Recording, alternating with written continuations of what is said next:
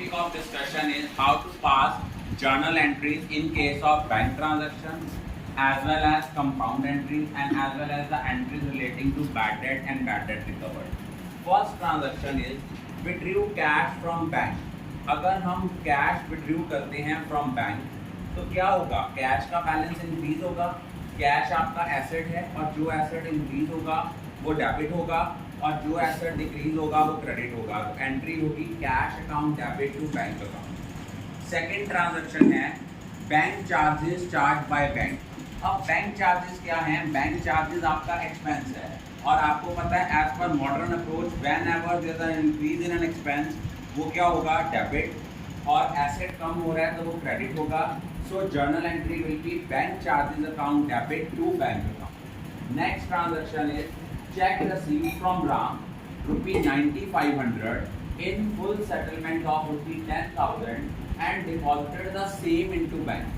कि हमने राम से 10,000 रुपया लेना था, उसने सिर्फ 9500 पे किया और हमने क्या किया और उस चेक को सेम डे बैंक में डिपॉजिट करा दिया। बैंक का बैलेंस बढ़ा, एंट्री आई बैंक अकाउंट डेबिट 9500।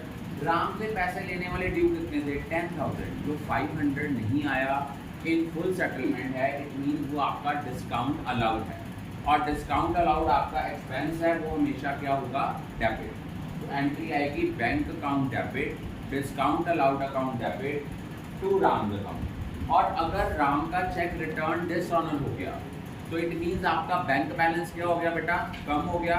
और अगर आपका बैंक बैलेंस कम होगा हम बैंक को क्या करेंगे, क्रेडिट, और राम को डेबिट क्यों करेंगे? राम के पैसे लेने वाले ड्यू हो गए हैं, ज़्यादा हो गए हैं, क्योंकि जब पैसे आए थे तब हमने अपने डेटर्स को कम कर दिया था। अब उसका चेक वापस हो गया, डिसऑनर हो गया, तो उसके पैसे लेने वाले जो हैं वो इंक्रीज हो गए हैं। तो एंट्री आएगी Ram account debit to bank. Next transaction है अगर हमने सेविंग अकाउंट से करंट अकाउंट में पैसे ट्रांसफ़र किए। सेविंग अकाउंट जो है वो प्रोप्राइटर का अपना पर्सनल अकाउंट है और करंट अकाउंट जो होता है वो बिजनेस फर्म का होता है। अगर एक प्रोप्राइटर अपने पर्सनल अकाउंट से हमारे बिजनेस के अकाउंट में पैसे ट्रांसफ़र करता है तो उसको हम मानते हैं कैपिटल इंट्रोडक्शन। तो उसकी एंट्री क्या होगी, bank account debit to capital account. Bank का बैलेंस इंक्रीज हो रहा है, वो एसेट है इसलिए उसको डेबिट करेंगे। कैपिटल इंक्रीज हो रही है और एज पर मॉडर्न अप्रोच एक रूल होता है कि अगर लायबिलिटी, कैपिटल और रेवेन्यू इंक्रीज होते हैं तो उनको हम क्रेडिट करते हैं। नेक्स्ट है अगर हमने करंट अकाउंट से ट्रांसफ़र किया सेविंग अकाउंट में, मतलब बिजनेस से पैसा विड्रू करके हमने प्रोप्राइटर के पर्सनल अकाउंट में डाल दिया, तो उसकी एंट्री आएगी drawing account debit to bank account. और अगर मान लो आपने किसी पार्टी से चेक रिसीव किया और उसको सेम डे बैंक में डिपॉजिट नहीं कराया तो उसको हम बैंक नहीं मानेंगे, उसको चेक इन हैंड मानेंगे। एंट्री आएगी cheque in hand account debit to customers account to Ram's account.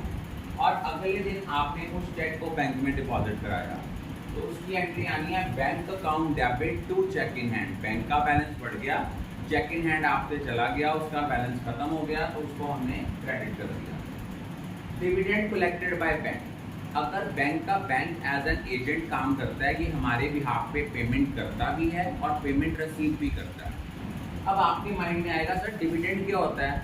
Dividend का मतलब होता है कि अगर हमने किसी कंपनी के शेयर्स में पैसा इन्वेस्ट किया है तो जो कंपनी अपने शेयर होल्डर्स को प्रॉफिट डिस्ट्रीब्यूट करती है उसको डिविडेंड होती है। अगर बैंक ने आपके बिहाफ पे डिविडेंड कलेक्ट किया तो एंट्री क्या होगी, bank account debit to dividend account. Bank का बैलेंस इंक्रीज हुआ, that is why it will be debited. Dividend को क्रेडिट क्यों किया? क्योंकि डिविडेंड जो है वो रेवेन्यू है और जब भी आपका रेवेन्यू इंक्रीज होता है उसको हम क्रेडिट करते हैं। आगे है check received from Shyam 5000 whereas amount due is ₹9,000 and he is declared insolvent। पहले था इन फुल सेटलमेंट था तो डिफरेंस के अमाउंट को हमने डिस्काउंट अलाउड ले लिया था, लेकिन यहाँ पे क्या है, शाम से पैसे लेने हैं 9,000, आया है 5,000 और वो इंसॉल्वेंट डिक्लेयर हो गया है। जब इंसॉल्वेंट डिक्लेयर होता है तो जो रेस्ट अमाउंट हमें नहीं आई उसके लिए हम किसको डेबिट करते हैं, बैड डेट को। ये भी आपका एक तरह का लॉस या एक्सपेंस है।